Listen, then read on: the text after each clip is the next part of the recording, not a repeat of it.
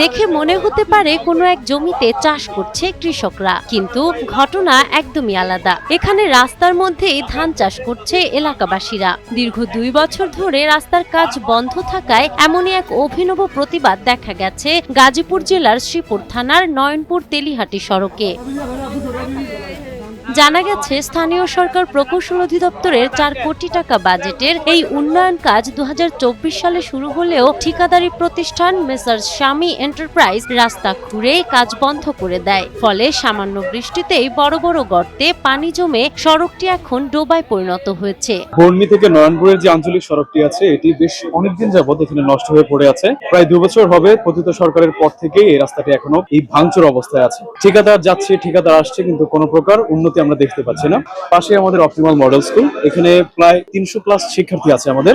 যখন ছাত্রছাত্রীরা স্কুল থেকে যায় কিংবা স্কুলে আসে, তখন তাদের অনেক সমস্যার সম্মুখীন হতে হয়। এত ভালো একটা রাস্তার মধ্যে ধান লাগানোর কারণ হইলো ভাই, এটা বলে প্রতিবাদ করা, বুঝছো, সরকারের বিরুদ্ধে প্রতিবাদ করা। কারণ সরকার এটা আমরা দেখতেছে না, আমরা যে ব্যবসা বাণিজ্য এত ভোগান্তি, তারা তো এটা যার দরকার আছে।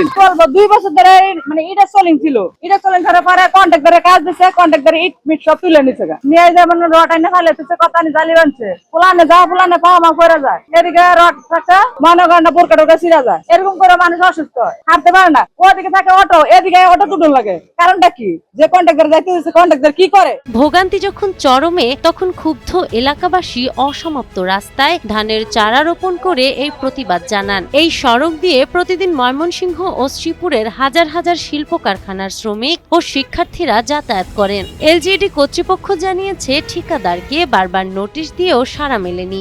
এখন তাদের কার্যাদেশ বাতিল করে নতুন করে দরপত্র আহ্বানের প্রক্রিয়া চলছে। কাগজে কলমে উন্নয়নের কাজ চললেও বাস্তবে জনভোগান্তির এই চিত্র প্রশাসনের নজর কাড়বে এবং দ্রুত নতুন ঠিকাদারের মাধ্যমে সড়কটি যাতায়াতের উপযোগী হবে, এমনটাই প্রত্যাশা ভুক্তভোগী মানুষের। নাহার বৃষ্টি, টাইমস টুডে।